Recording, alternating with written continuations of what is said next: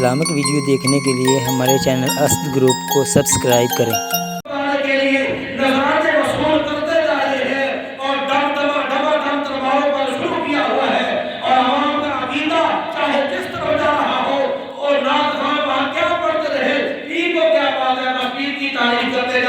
اور اس مولوی کو بھی پوچھا جائے گا جو پیر کی خوشامد کرتے ہوئے وہاں پر کوئی غلط بات کہی جا رہی ہو اور ٹوکے نہ کہ مینوں کی میں اپنی والی تقریر کر کے جاؤں گا،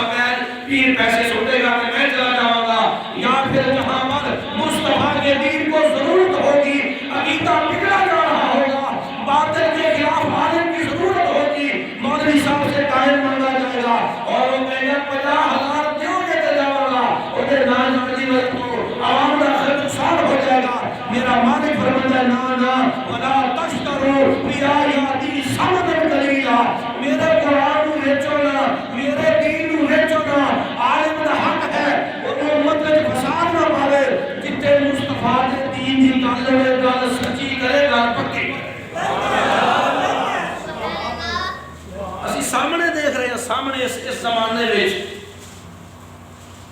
پیر دی موجودگی غلط بیان ہو رہا، پیر دی موجودگی غلط پڑھیا جا رہا، کوئی انہوں روکن والا ہی کوئی نہیں، مولوی جتھے جاندہ اتھے دا ہو جاندہ،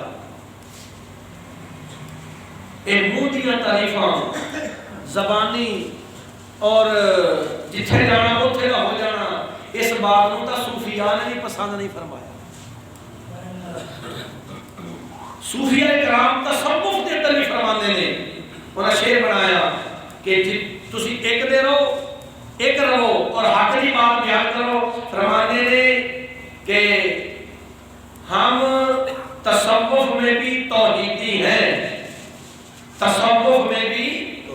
توحیدی ہیں، وہ کہتے ہیں ہمارا وہ یار ایک ہے